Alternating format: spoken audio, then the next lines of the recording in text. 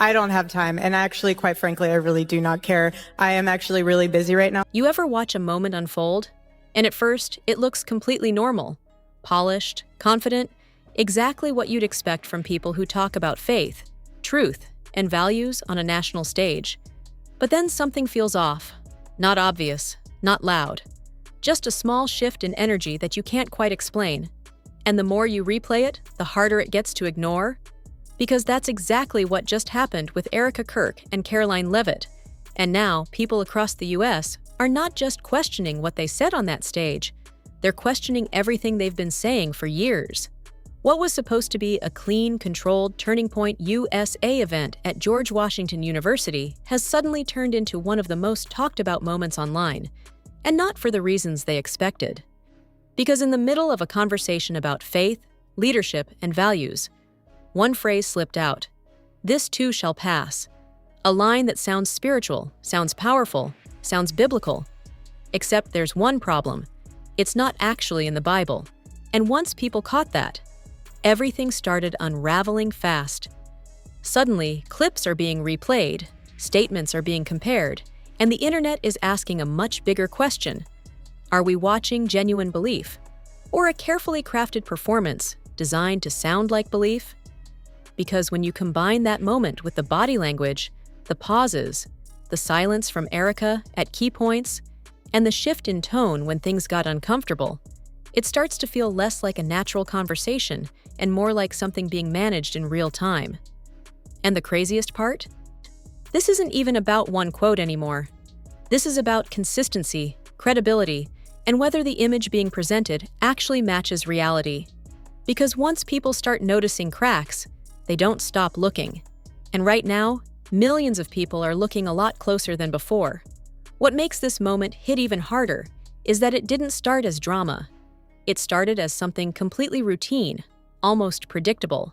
The kind of event where everyone already knows how it's supposed to go before it even begins. A Turning Point USA stage, a packed room at George Washington University, a confident appearance from Karoline Leavitt, and Erika Kirk stepping into a bigger spotlight than ever before, trying to carry forward the legacy she's now tied to. Everything about it was designed to look smooth, controlled, and aligned. And for the first few moments, that's exactly what it was. The messaging was clean, the tone was confident, and the audience was following along the way you'd expect. But then, one student stepped up and asked a question that didn't fit the script. Not aggressive, not disrespectful, just direct. They brought up voter fraud statistics, citing conservative and independent sources, and instead of the conversation flowing naturally, you could actually see the shift happen in real time. The energy tightened, the room got quieter, and suddenly, what should have been a simple back and forth started feeling tense. Karoline didn't lose composure, not even close. She stayed steady, confident, and controlled. But instead of addressing the numbers head-on, she pivoted emotionally, reframing the argument in a way that sounded strong, but didn't directly answer the data being presented. And that's where people started raising eyebrows. Because to some viewers, that felt less like a debate, and more like a redirection. But what really caught attention wasn't just her response. It was what Erika Kirk didn't do. She was right there, fully present, fully capable of stepping in, clarifying, supporting, or even challenging the point. And she chose silence. And not just a quick pause, a noticeable, lingering silence that stood out in a moment where her voice could have changed the direction of the entire exchange. And once people noticed that, they couldn't unsee it. Because when someone builds their image on being outspoken, especially about values and truth, silence in the most critical moment doesn't feel neutral. It feels intentional. And from that point on, the event didn't feel as controlled as it did at the start. It felt like something slightly off balance, like two different energies sharing the same stage, but not fully aligned. And that's when people started watching more closely. Not just listening to what was being said, but paying attention to how it was being said and what was being avoided. And this is the exact moment where everything stopped being just another political event and turned into something much bigger. Because once that phrase, "This too shall pass," started circulating online. It didn't just sit there as a feel-good line. It got dissected. People replayed it, clipped it, posted it, and then someone pointed out the detail that changed everything. That phrase isn't actually from the Bible. Now, on the surface, that might not sound like a huge deal. After all, it's a common phrase. It's been used in religious conversations for years, and most people don't double-check every quote they hear on stage. But here's why it hit different in this situation. Both Erika Kirk and Karoline Leavitt weren't just casually referencing faith. They were actively presenting themselves as voices of strong, grounded Christian values, speaking to an audience that takes those details seriously. So when that line got labeled as a Bible quote by viewers, and then quickly corrected, it created a crack in the image. And once that crack appeared, the internet did what it always does. It widened it. Suddenly, people weren't just talking about one phrase anymore. They were questioning the entire tone of the event. Was the faith being expressed genuine, or was it being packaged in a way that sounds right for the audience? Because once you start asking that question, every detail starts to look different. The way the words were delivered, the timing of certain statements, even the emotional weight behind them, it all starts getting analyzed. And that's exactly what happened. Clips from the event started spreading across platforms, not with quiet discussion, but with strong reactions. Some people defended them, saying critics were nitpicking and missing the bigger message about faith and resilience. But others weren't holding back at all, calling it surface-level Christianity, staged messaging, even going as far as saying it felt like performance rather than belief.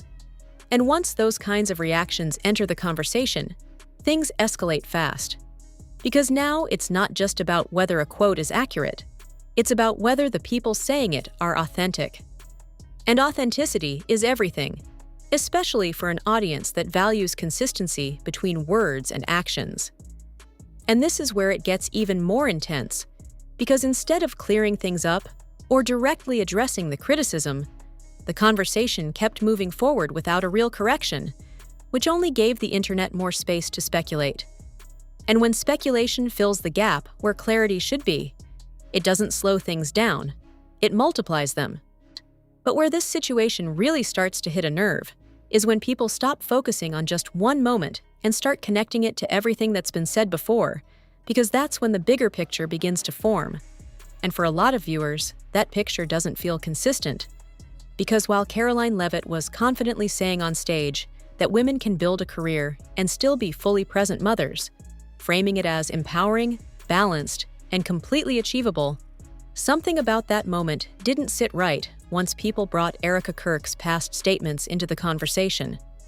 For years, Erika has been known for saying the exact opposite, that there is no real balance, that trying to juggle career and family is a myth, and that women should prioritize home and family above everything else.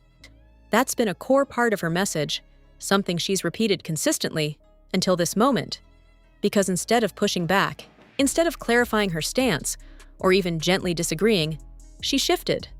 Not dramatically, not in a way that immediately stands out, but enough for people paying attention to notice. She softened her tone, talked about how there's no one-size-fits-all path, and encouraged women to pray and decide for themselves. And on its own, that sounds reasonable, even positive. But when you place it next to her previous statements, it doesn't feel like growth or evolution. It feels like adaptation in real time. And that's where the criticism gets stronger. Because people aren't just asking what she believes now. They're asking why it sounds different when the setting changes. And then you layer in the reality of her current life. Running a major organization, constantly traveling, constantly speaking, constantly in the public eye, all while still promoting a message that prioritizes staying home. And for some viewers, that gap becomes impossible to ignore. It's not just about what's being said, it's about whether it matches what's being lived. And once that disconnect enters the conversation, it spreads fast. Because people start comparing clips, past interviews, current appearances, and the more they compare, the more they feel like they're seeing two different versions of the same person, depending on the moment. And that's what turns curiosity into doubt. Because when messaging shifts depending on the room, the audience, or the pressure of the moment. It doesn't feel like conviction anymore. It feels like strategy. And whether that's fair or not, once that perception takes hold, it's incredibly hard to shake. And this is where everything officially spills out of that room and into the internet. Because once the clips hit social media, the reaction wasn't slow, it wasn't measured. It was instant and loud. What started as a few people pointing out small inconsistencies quickly turned into a full-blown debate across platforms, with thousands of viewers breaking down every second of that stage moment involving Erika Kirk and Karoline Leavitt. And the tone? It wasn't neutral anymore. People weren't just asking questions, they were picking sides. On one side, you had supporters defending both women, saying the criticism was overblown, that taking one phrase or one moment and turning it into a controversy misses the bigger picture of what they stand for. They argued that faith isn't about quoting scripture perfectly word for word on stage. It's about intention, belief, and message. But on the other side, the backlash was intense and personal. Comments started flooding in, calling the moment staged, calling the messaging inconsistent, even labeling it performative. Some viewers said it felt like they were watching something carefully crafted for applause, rather than something raw or genuine. And once that narrative took off, it spread fast. Because social media doesn't just react, it amplifies. Clips were reposted with captions questioning authenticity. Side-by-side comparisons of past statements started circulating. And suddenly, this wasn't just about one event anymore. It became a broader conversation about credibility. And what made it even more complicated was the contrast people kept pointing out.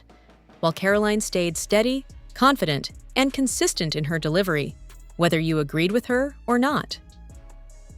Erika's pauses, her shifts in tone, and her moments of vagueness became the focus. People started asking why she brushed off criticism so quickly, why she said she doesn't care about what's being said online, and whether ignoring the conversation actually makes it go away, or makes it look like there's something to avoid. And once that question enters the public space, it doesn't disappear. It grows. Because now, every new clip, every new statement, every new appearance gets filtered through that same lens. Is this real, or is this managed? And that's the stage we're at right now. Not resolution, not clarity, but a full-blown divide where perception is driving the entire conversation. And when perception takes over like that, the story doesn't fade, it escalates. And now everything comes down to this. Not just what was said on that stage, not just one phrase, not even just the reactions online, but the bigger question that's been building this entire time. What are people actually seeing here? Because at this point, the conversation around Erika Kirk and Karoline Leavitt isn't about a single moment anymore. It's about trust. It's about whether the audience believes that what they're hearing is real, consistent, and coming from a place of conviction, or if it feels shaped, adjusted, and delivered in a way that fits the moment. And that's why this story isn't slowing down. Because once people start questioning authenticity, they don't just stop at one clip. They go back, they compare, they rewatch, and they start building their own conclusions piece by piece. Some people are going to look at this and say it's being blown way out of proportion, that a common phrase, a few pauses, and slight shifts in tone don't define someone's entire belief system. And that's a fair take. But others are going to look at the same exact moments and say the opposite, that when you build your identity around faith, values, and truth, even small inconsistencies matter, because they raise bigger questions about what's real and what isn't. And right now, both of those perspectives are colliding in real time. That's why the clips keep spreading. That's why the debate keeps growing. That's why people who weren't even watching this event are now fully locked into the conversation. Because this isn't just about them anymore. It's about how quickly public perception can shift when something doesn't feel completely aligned. And the truth is, until there's a clear response, a clarification, or something that directly addresses what people are questioning, this story isn't going anywhere. It's going to keep evolving, keep getting analyzed, and keep pulling more people into it. So now it comes down to you. Do you think this is just the internet overanalyzing another moment? Or do you think there are real inconsistencies here that deserve a closer look? Drop your thoughts in the comments, because this is one of those situations where perspective changes everything. And if you've made it this far, hit like, subscribe, and share this with someone who's been following this. Because if anything new comes out, this entire narrative could flip overnight.